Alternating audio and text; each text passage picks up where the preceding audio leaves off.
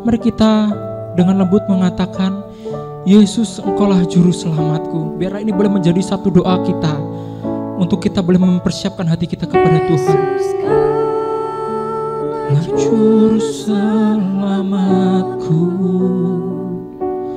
ku akui Kau Tuhan bagiku, Kau terang bagi saat gelapku, Kau pintu bagi. Sekali lagi Bapak Ibu Saudaraku sekalian, Yesus Kaulah juru selamatku. Yesus Tuhan, ini pengakuan kami kepadamu Tuhan, bahwa hanya Engkaulah juru selamat kami. Engkau adalah Allah kami yang mampu menerangi hati kami. Dan biarlah hidup kami mau mengakui Engkau sebagai Tuhan juru selamat kami, sebagai terang di dalam kehidupan kami. Ketika kami melangkah di dalam kegelapan, biarlah Tuhan yang memimpin kami. Biarlah Tuhan yang boleh terus menolong kami. Biarlah Tuhan yang selalu terus menggandeng tangan kami. Pimpinlah kami Tuhan di dalam terang jalan Tuhan. Pimpinlah kami Tuhan di dalam terang kebenaran firman Tuhan. Tuhan, saat ini kami akan bersama-sama mempersiapkan hati kami. Kami mau mendengarkan akan kebenaran firman-Mu. Dan biarlah Tuhan, firman Tuhan boleh mengingatkan kami. Firman Tuhan yang kami akan dengarkan bersama-sama boleh meneguhkan hati kami akan iman percaya kami kepada Tuhan. Kami siap Tuhan untuk bersama-sama belajar akan kebenaran firman-Mu. Dalam Yesus Kristus, Allah kami yang hidup, kami berdoa. Amin. Shalom, saudaraku yang terkasih di dalam Tuhan kita Yesus Kristus. Bersyukur untuk kesempatan di mana Tuhan boleh mengizinkan kita untuk boleh melewati minggu demi minggu, hari demi hari bersama dengan Tuhan.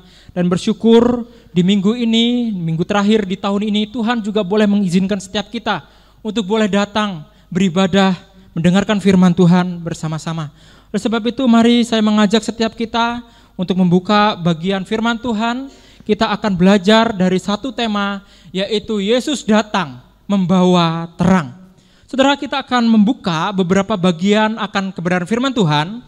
Mari saya mengajak setiap kita membuka dalam satu kitab Kejadian 1, pasalnya yang pertama, ayat 2 hingga ayatnya yang keempat. Dan kita akan nanti membaca secara bergantian juga, nanti ada di beberapa bagian akan kebenaran firman Tuhan. Nanti Bapak Ibu silakan membaca di di pasal pertama ayat 4 sampai ayatnya yang kelima. Kejadian 1 ayat 2 sampai 4. Bumi belum berbentuk dan kosong, gelap gulita menutupi samudra raya, dan roh Allah melayang-layang di atas permukaan air. Berfirmanlah Allah, jadilah terang, lalu terang itu jadi. Allah melihat bahwa terang itu baik, lalu dipisahkannyalah terang itu dari gelap. Yohanes 1 ayat 4 sampai 5.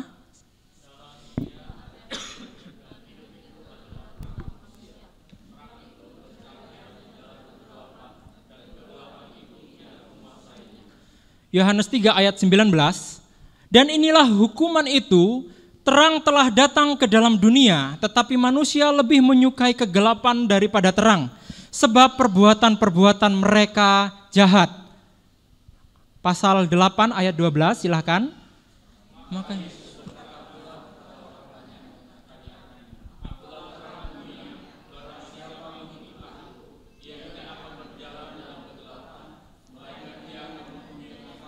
Bersama-sama, aku telah datang ke dalam dunia sebagai terang, supaya setiap orang yang percaya kepadaku jangan tinggal di dalam kegelapan. Sedemikian jauh pembacaan firman Tuhan pada saat ini. Saudaraku yang terkasih di dalam Tuhan, saya akan menunjukkan beberapa foto untuk bisa kita pikirkan, untuk bisa kita lihat bersama-sama. Foto yang pertama, mari kita bersama-sama memikirkan satu foto atau satu gambar yang ada di depan ini. Bapak Ibu, ketika melihat gambar yang ada di depan ini, silakan memikirkan apa yang terbesit di dalam pikiran kita ketika kita melihat hanya ada satu gambar gelap gulita atau hitam gitu ya. Bapak Ibu, apakah yang ada di dalam pemikiran kita ketika kita melihat gambar ini? Saya yakin dan percaya setiap kita ketika melihat gambar ini, kita pasti mengira-ngira ada apa di balik gambar ini. Atau hanya satu gambar saja yang hitam, yang nggak tahu di dalamnya ada apa. Lalu ketika saya menunjukkan foto yang kedua, kita bisa melihat ketika yang gelap ini, ada dikasih satu cahaya, ada satu hal yang pastinya membuat titik fokus kita itu berbeda. Titik fokus kita, saya yakin dan percaya, itu ada di sini. Ada sesuatu ternyata di balik gambar yang berwarna hitam ini. Ada sesuatunya. Nah, ada orang yang menyalakan satu cahaya lilin di situ. Dan ketika saya menampilkan gambar ini, saya percaya setiap kita sudah tidak menebak-nebak lagi. Dan ketika saya memberikan gambar yang ketiga ini, kita tahu bahwa ketika terangnya itu ada, kita bisa melihat ternyata di balik gambar yang hitam ini ada seorang bernama Januar sedang memegang lilin dengan cahaya lilin itu, lalu di sampingnya ada salib, ada screen proyektor, ada alat musik. Ternyata ketika cahaya itu dinyalakan, itu adalah ruang gereja ini. Saudaraku yang terkasih di dalam Tuhan, pada umumnya manusia itu tidak suka dengan kegelapan, bukan? Dan saya salah seorang yang tidak suka dengan kegelapan. Karena ketika melangkah di dalam kegelapan itu bisa saja membuat kaki kita tersandung. Itu bisa saja membuat kita terjatuh. Sehingga saya tidak suka dengan yang namanya suasana kegelapan, saudara. Saudaraku yang terkasih di dalam Tuhan, akan tetapi ketika kita melihat cahaya ini, satu cahaya, kita bisa akhirnya mendapatkan satu hal yang di dalam diri kita atau hati kita, itu satu sukacita, satu hal yang membuat kita tenang, di mana ketika kita melangkahkan kaki, kita tidak perlu khawatir, kita tidak perlu takut lagi, karena ada cahaya itu yang bisa menolong kita untuk memperlihatkan jalan yang benar kepada setiap kita. Oleh sebab itu, saudaraku yang terkasih dalam Tuhan, saya akan menceritakan satu cerita yang menarik bagi saya. Mungkin beberapa dari setiap kita itu pernah mendengarkan atau pernah membaca satu cerita ini. Nah, saudaraku yang terkasih dalam Tuhan, cerita ini adalah satu cerita dongeng anak-anak, yaitu cerita berkaitan dengan gua dan matahari. Nah, ini saudara, gua dan matahari. Ini adalah mulut gua. Dan ini adalah isi dari gua, di mana ada cahayanya, di mana di dalam gua itu sangat gelap. Dan ini adalah, ya Bapak Ibu pasti tahu, itu adalah gambar dari sinar matahari. Saudaraku yang terkasih di dalam Tuhan, diceritakan gua itu tinggal di dalam dasar bumi yang paling gelap. Nah, suatu hari gua ini mendapatkan satu undangan dari matahari supaya gua ini berkeliling naik ke permukaan bumi. Dia berkeliling melihat-lihat, ini loh terang, aku punya terang nih, lihat, aku mengundang engkau untuk naik ke permukaan bumi. Nah, singkat cerita saudara, gua ini akhirnya menyanggupi undangan dari matahari ini. Sehingga ketika dia naik, dia melihat dengan takjubnya bahwa ada sinar nih luar biasa nih, indah betul. Ternyata yang ada di permukaan bumi ini. Nah, lalu kemudian dengan sombongnya, lalu gua ini akhirnya dia mengundang kembali si matahari. Matahari, aku undang masuk ke dalam guaku. Ketika engkau masuk dalam guaku, aku yakin engkau tidak akan melihat terangmu. Karena gelapku itu sangat gelap. Gelapku itu sangat pekat. Dan singkat cerita saudara, akhirnya si matahari ini memenuhilah undangan dari si gua ini. Ketika masuk ke dalam, dan beberapa waktu, 5 menit, 15 menit, sampai 30 menit, akhirnya matahari ini berbicara kepada gua. Gua, mana gelap yang engkau janjikan itu kepadaku? Sampai saat ini aku tidak menemukan gelapmu itu. Yang kutemukan hanya terangku saja. Saudara, melalui cerita ini, saya yakin apakah Bapak Ibu, saudaraku yang terkasih di sini, memahami maksud cerita yang saya baru sampaikan tadi. tentang cerita akan gua dan matahari, sinar matahari. Apakah saudara menangkap cerita tersebut? Saudara, kegelapan itu telah sirna seketika setelah matahari datang. Betul? Terang matahari telah menyingkirkan kegelapan di dasar bumi yang paling gelap sekalipun. Terang sekecil apapun dapat mengusir, saudara, yang namanya kegelapan yang paling pekat sekalipun. Nah, itu adalah satu inti cerita dari bagian ini, di mana terang sekecil apapun itu bisa mengusir yang namanya kegelapan. Seperti gambar yang kita lihat di gambar nomor 2 tadi. Terang yang kecil bisa mengusir ini. Saudaraku yang terkasih di dalam Tuhan, di dalam Kejadian pasal 1 dikatakan bumi belum berbentuk dan kosong, gelap gulita menutupi samudera raya, dan roh Allah melayang-layang di atas permukaan air. Berfirmanlah Allah, jadilah terang, lalu terang itu jadi. Allah melihat bahwa terang itu baik, lalu dipisahkannyalah terang itu dari gelap. Kitab Kejadian pasal yang pertama ini merupakan awal dari penciptaan. Sejak awal penciptaan, saudara, kita mengetahui bahwa pada awalnya bumi itu belum berbentuk dan kosong, gelap gulita menutupi samudera raya. Gelap gulita menutupi semuanya, saudara, sehingga dapat dikatakan bahwa awal mula bumi itu belum ada cahaya, tetapi gelap. Lalu kemudian Allah di tengah kegelapan itu berfirman, di mana Allah berfirman, jadilah terang, lalu terang itu pun jadi. Lalu kemudian Allah melihat, saudara, melihat bahwa terang itu baik, maka dipisahkannyalah antara terang dan gelap. Dipisahkannyalah antara terang dan gelap. Nah, dari sini kita dapat belajar bahwa Allah itu tidak membiarkan, saudara. Allah tidak membiarkan bahwa kegelapan itu menyelimuti bumi. Allah tidak membiarkan bahwa kegelapan itu yang menguasai bumi. Tapi Allah di situ memberikan satu perhatian bahwa Allah memberikan yang namanya terang. Allah tidak membiarkan, saudara, dunia itu di dalam yang namanya kegelapan. Dan kita memperhatikan bahwa sejak awal satu-satunya pribadi yang dapat mengalahkan kegelapan hanya Allah saja.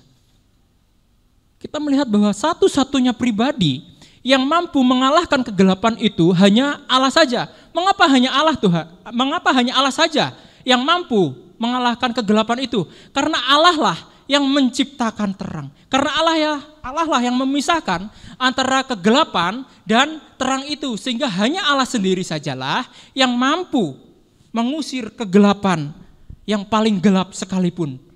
Saudaraku yang terkasih dalam Tuhan, yang menjadi pertanyaan adalah, mengapa manusia itu membutuhkan yang namanya terang? Mengapa engkau dan saya membutuhkan yang namanya terang? Saudara, misal terang dari sinar matahari. Terang dari sinar matahari dibutuhkan oleh makhluk hidup, termasuk setiap manusia, termasuk kita membutuhkan akan sinar matahari. Tumbuhan, hewan, dan benda-benda lainnya, benda-benda langit lainnya juga membutuhkan yang namanya sinar matahari. Saudara, begitu demikianlah kehidupan setiap kita. Kita membutuhkan yang namanya sinar terang Sang Ilahi itu untuk boleh menerangi hidup kita, untuk boleh menerangi hati kita. Saudaraku yang terkasih di dalam Tuhan, mengapa manusia membutuhkan yang namanya terang? Mengapa manusia butuh yang namanya terang? Jawabannya adalah karena manusia telah jatuh di dalam dosa. Kejatuhan manusia dalam dosa itu membuat hati kita itu gelap gulita, dipenuhi dengan yang namanya kejahatan, dipenuhi dengan yang namanya tipu muslihat, sehingga dikatakan itu sesuatu yang gelap, sehingga membutuhkan yang namanya terang itu, di mana terang itu hanya diperoleh, saudara, dari Tuhan saja. Tanpa adanya pemberian terang dari Tuhan, manusia tidak akan mampu menciptakan yang namanya terang. Tanpa terang yang diberikan oleh Tuhan, manusia tidak mampu menciptakan terang itu. Saudaraku yang terkasih di dalam Tuhan, di dalam kamus Heidelberg, dia memisahkan atau dia menjelaskan tentang terang dan gelap. Saudara, terang itu melambangkan segala sesuatu yang baik, alamiah dari keadilan dan kebenaran Allah yang mutlak. Lalu kegelapan adalah simbol dari kerajaan kegelapan atau kejahatan si iblis. Oleh sebab itu saudaraku yang terkasih dalam Tuhan, ketika kita jatuh di dalam dosa, otomatis kita disebut hamba orang berdosa. Sehingga disimbolkan itu sebagai satu kejahatan, satu kegelapan. Nah, oleh sebab itu kita membutuhkan terang itu. Kita membutuhkan kebenaran Allah itu. Kita membutuhkan keadilan Tuhan itu. Kita membutuhkan terang yang daripada Tuhan itu untuk dapat menerangi hidup kita, untuk dapat mengusir kegelapan yang ada di dalam hati kita. Saudaraku yang terkasih dalam Tuhan, ketika kita merenungkan satu tema, Yesus datang membawa terang. Yesus datang membawa terang. Sesungguhnya kita sedang membicarakan akan identitas Yesus, di mana identitas Yesus itu adalah terang. Mari kita membaca di dalam ayatnya yang ke-12, di dalam Yohanes 8 ayat ke-12. Di situ dikatakan bahwa akulah terang dunia, saudara. Yesuslah terang dunia. Orang mencari-cari terang, tetapi Yesus mengatakan dirinya adalah akulah terang dunia. Jadi Yesus memberikan satu penjelasan, memberitahukan kepada setiap kita supaya kita yakin dan tahu, kita yakin dan percaya bahwa akulah, Yesuslah sebagai terang dunia. Saudara, kedatangan Yesus ke dunia itu bukanlah tanpa sebab, bukanlah tanpa tujuan. Kedatangan Yesus ke dunia itu untuk menerangi hati manusia yang penuh dengan kegelapan, menerangi hati manusia yang penuh dengan kedengkian, dan membebaskan manusia dari yang namanya kegelapan. Kristus datang sebagai penebus dan juru selamat orang-orang berdosa. Saudaraku yang terkasih di dalam Tuhan, ketika kita kemarin, apabila kita kemarin mendengarkan satu khotbah di malam Natal dan Natal tanggal 25 kemarin, kita menemukan satu ironi Natal. Ironinya bahwa manusia menantikan kedatangan sang terang itu, menantikan kedatangan sang juru selamat itu, tetapi ketika sang terang itu datang ke dunia, manusia menolaknya. Lalu ketika kita mendengarkan satu firman Tuhan di tanggal 25 kemarin yang disampaikan oleh penginjil Wulan, kita akan menemukan satu ironinya juga, saudara.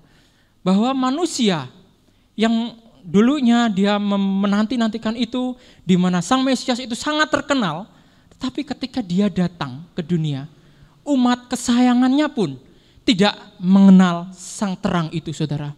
Saudara, Herodes, dia dipenuhi dengan yang namanya ego dirinya sendiri. Lalu dikatakan ahli Taurat. Mereka kebanyakan tahu, saudara. Mereka kebanyakan tahu tentang firman, tetapi apa yang mereka lakukan? Mereka juga menolak. Bangsa Israel yang lama menanti-nantikan kedatangan sang terang itu. Tetapi apa yang terjadi? Apa respon dia? Mereka menolak yang namanya terang itu. Mengapa, saudara? Karena hidup mereka masih dikuasai oleh dirinya sendiri. Mereka masih hidup yang namanya di dalam kegelapan, keberdosaan mereka. Saudara, pengenalan akan Tuhan merupakan sesuatu yang sangat penting di dalam kehidupan kita, orang-orang percaya. Pengenalan ini ibaratkan sebuah lensa untuk melihat segala sesuatunya, saudara. Ini berbicara tentang bagaimana perspektif hidup kita dalam mengikuti Tuhan, dalam mengenal akan Tuhan yang kita percayai itu. Saudaraku yang terkasih dalam Tuhan, bagaimanakah kita memandang Allah yang kita sembah itu? Bagaimana kita memandang Tuhan yang kita percaya itu? Saudara, hanya orang-orang yang menantikan Tuhan dan menyambut kedatangan Sang Juru Selamat inilah yang mampu menikmati terang yang sejati itu. Hanya orang-orang yang menanti-nantikan Tuhan dan menyambut kedatangan Juru Selamat inilah yang mampu menikmati makna kehadiran Tuhan di dalam dunia ini. Apakah engkau dan saya benar-benar menanti-nantikan Tuhan? Apakah engkau dan saya benar-benar sudah menyambut Tuhan, membiarkan Tuhan untuk mengintervensi seluruh kehidupan setiap kita? Saudara, hanya Yesus sajalah yang dapat memberikan terang itu. Hanya Yesus sajalah yang dapat memberikan jalan untuk kita bisa berjalan di tengah kegelapan itu. Saudara, hanya Yesus sajalah yang mampu menuntun kita kepada jalan yang benar. Manusia tidak mampu, manusia tidak berdaya untuk kembali kepada Sang Pencipta. Oleh sebab itu Sang Pencipta perlu untuk turun dan membawa kita yang dari kegelapan ini menuju kepada terang yang mulia, yaitu terang Tuhan. Saudaraku yang terkasih dalam Tuhan, yang menjadi pertanyaan bagi setiap kita adalah, lalu bagaimana kita mengalami karya terang yang dibawa oleh Kristus ke tengah dunia itu? Bagaimana kita mengalami karyanya Tuhan itu? Bagaimana kita mengalami karya terang yang telah Tuhan berikan kepada setiap kita? Yang pertama saudara, dengan cara kita menerima. Kita bisa mengalami karya terang Tuhan Yesus hanya ketika kita menerima Dia, menyambut Dia. Menyambut terang itu, membiarkan terang itu masuk di dalam hidup kita, menerangi setiap hati kita. Hanya dengan menerima dan menyambut terang itu. Saudara, jika sadar mengingat kisah, jika kita mengingat kisah yang terjadi di Lukas pasalnya yang kedua, kita akan menemukan satu kisah yaitu berkaitan dengan Simeon. Pernah membacanya bukan? Setiap kita, kisah tentang Simeon di dalam Lukas pasalnya yang kedua. Saudara, ketika kita membaca bagian itu, kita akan melihat bagaimana Simeon ini mengalami satu transformasi. Simeon mengalami satu perubahan hidup ketika dia yang menanti-nantikan terang itu, dia menerima itu, dia menyambut sang terang itu. Saudaraku yang terkasih dalam Tuhan, Simeon di dalam menantikan janji Tuhan itu, dia tidak menolak seperti banyakan orang Israel pada waktu itu. Dia tidak menolak seperti para ahli Taurat itu. Tetapi Simeon, dia menerima sang terang itu. Sehingga ketika dia menerima sang terang itu, menerima Mesias itu, menyambut Mesias itu, dia bisa mengatakan satu kalimat yang luar biasa saudara. Dia mengatakan, sekarang biarkanlah hambamu pergi dalam damai sejahtera. Jadi ketika dia menyambut terang itu, dia mengalami satu sukacita. Dia mengalami yang namanya sejahtera di dalam hati dia. Dia mengalami sesuatu yang sangat membahagiakan. Penantian dia akan sang juru selamat yang mampu menyelamatkan Simeon dan bangsa Israel, terlebih juga bangsa-bangsa yang lain. Lalu terus kemudian dia juga mengatakan, sebab mataku telah melihat keselamatan yang daripadamu.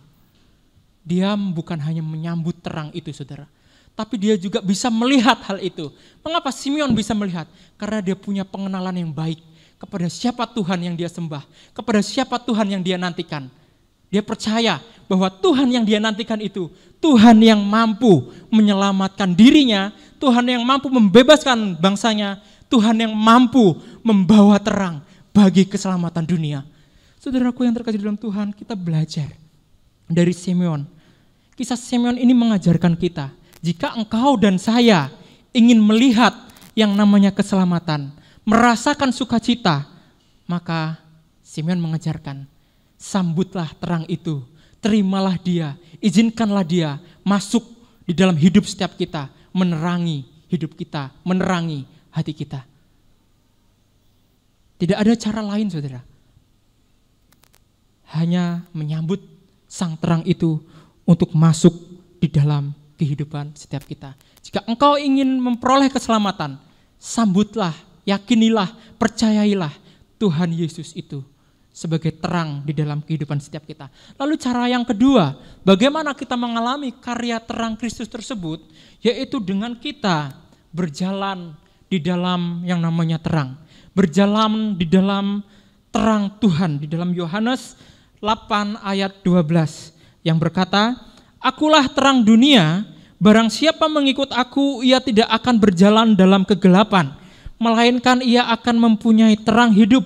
Tidak ada alternatif lain saudara, di luar Yesus yang membawa terang ke dalam dunia. Tidak ada alternatif yang lainnya. Hanya Yesus sajalah yang mampu membawa terang itu masuk ke dalam dunia. Dan hanya Yesus sajalah yang mampu mempersatukan antara terang dan gelap itu saudara. Saudara, tidak ada hal yang bisa dilakukan oleh dunia untuk membawa terang. hanya Yesus sajalah yang mampu membawa terang. Nah, di dalam bagian ini saudara, kita ada 3 hal yang dapat kita pelajari.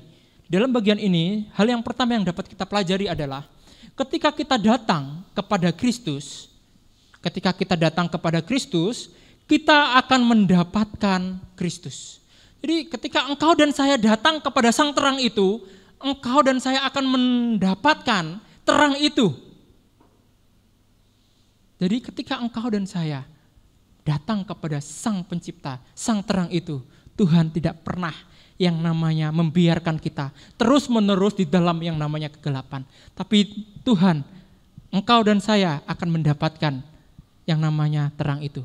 Nah saudara, satu kutipan yang menarik dari seorang teolog, seorang yang bernama C.S. Lewis. Nah seorang teolog, seorang penulis hebat, dia pernah mengatakan hal demikian. Aku percaya kepada Kristus seperti aku percaya akan matahari telah terbit.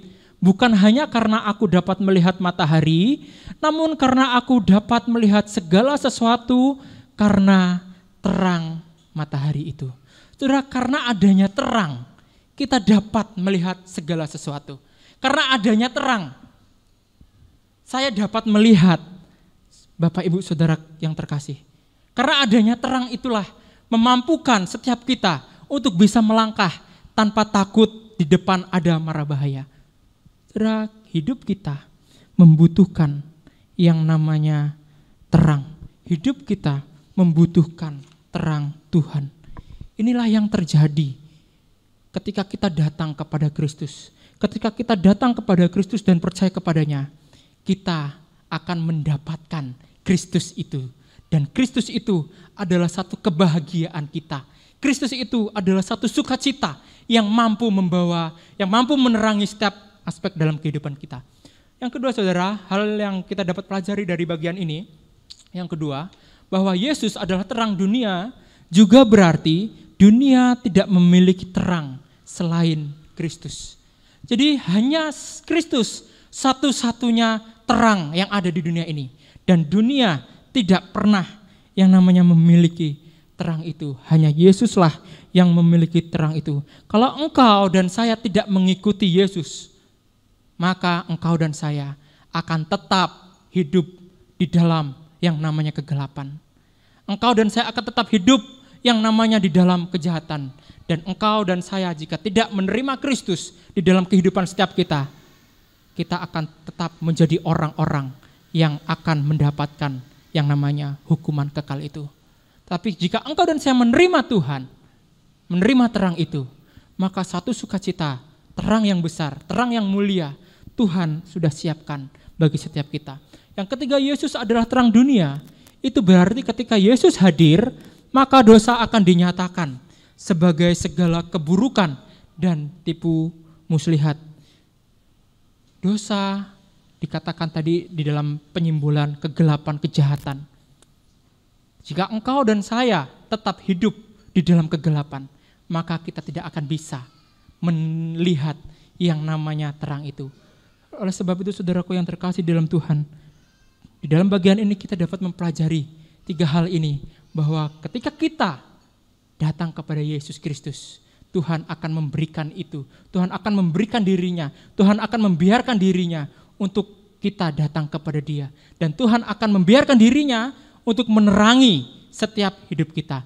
Lalu cara mengalami karya terang Kristus yang ketiga saudaraku, yang ketiga adalah dengan kita melakukan tugas dan panggilan kita untuk menjadi terang itu. Saudaraku yang terkasih di dalam Tuhan, kita tahu bahwa ketika kita hidup di dalam kegelapan, ketika hidup dalam keberdosaan, kita orang-orang yang berdosa. Nah, ketika kita percaya kepada Tuhan, kita menyerahkan hidup kita kepada Tuhan, kita menyambut Dia, menerima Dia, maka identitas kita seperti Rasul Paulus katakan, identitas kita sebagai anak-anak terang. Anak-anak terang. Oleh sebab itu ketika kita tahu bahwa identitas kita adalah anak-anak terang, oleh sebab itu kita perlu melakukan tugas kita. Tugas kita sebagai anak-anak terang adalah kita menerangi dunia ini. Kita menerangi dunia ini. Demikianlah hendaknya terangmu bercahaya di depan orang, supaya mereka melihat perbuatanmu yang baik dan memuliakan Bapamu yang di sorga. Saudara, ini adalah tugas kita. Ini adalah panggilan setiap hidup kita, di mana kita harus menjadi terang di dalam segala aspek perbuatan kita. Baik perkataan kita, tingkah laku kita, baik di tengah keluarga, baik di tengah masyarakat, baik di gereja maupun di tempat pekerjaan setiap kita. Tuhan menuntut kita untuk kita menjadi terang. Kenapa? Karena kita adalah anak-anak terang. Karena kita ini adalah kepunyaan Tuhan. Sehingga kita dituntut untuk melakukan yang namanya terang itu. Menjadi terang bagi kegelapan dunia ini. Saudaraku yang terkasih dalam Tuhan, oleh sebab itu, yang menjadi satu kesimpulan dari firman Tuhan pada hari ini adalah yang pertama, bahwa kelahiran Yesus adalah peristiwa terbesar untuk kehidupan kekal. Tidak ada sumber terang lainnya, saudara, yang dapat diterima manusia selain inkarnasi Yesus Kristus. Terang Kristus dapat menerangi hati kita, tidak ada tempat yang terselubung dan jauh dari jangkauan terang Tuhan.